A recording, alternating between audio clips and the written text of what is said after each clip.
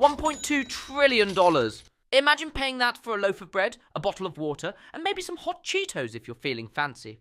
Not a house, not a car, a snack. Oh, and bank withdrawals, limited to 500,000 Zimbabwean dollars per day. Sounds like a lot, until you realise that was barely enough to get you a bus ride. At its worst, inflation hit 89.7 sextillion%. Yeah, that's a real number. These guys weren't just trillionaires, they were quintillionaires, and still couldn't afford breakfast. Crazy, right? But the real question is, how does a country's economy get so broken that money becomes worthless? So back in the early 2000s, Zimbabwe's president, Robert Mugabe, had a big brain idea. What if we just took all the farmland from white farmers and gave it to people who didn't know how to run farms? Oh, let me tell you, it did not go well. Over 4,500 farms were seized. Crops stopped growing, food supplies plummeted, and Zimbabwe went from the bread basket of Africa to the sorry we ran out of bread basket of Africa. With food shortages, prices started skyrocketing, and Mugabe's genius solution? Just print more money. Now, I'm not an economist, but even I know that's like fixing a flat tire by slapping more stickers on your car.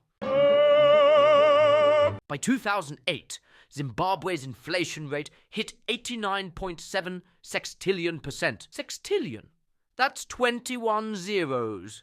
That's a number so big, even your calculator would just give up and show a sad face. Prices doubled every 24 hours.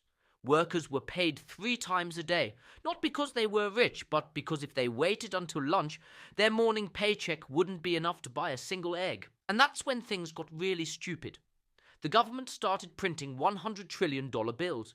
People literally used them as toilet paper. Because they were cheaper than actual toilet paper, banks ran out of cash. Stores stopped accepting Zimbabwean money. People went full caveman mode and started trading chickens for gas and gold flakes for groceries. Like, imagine paying for a McChicken with 5 rolls of toilet paper and a rock. In 2009, Zimbabwe finally said, "Yeah, this ain't working." They ditched their own money and started using US dollars and South African rand instead. For a while, things chilled out.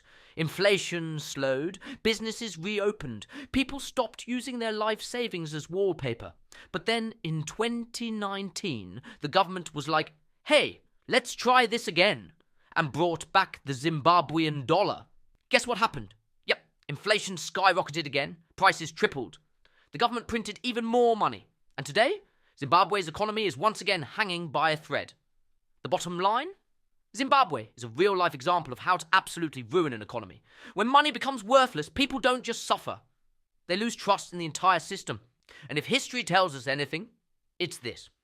Once a country prints its way into disaster, there's no easy way out. So the real question is, how long before it happens again?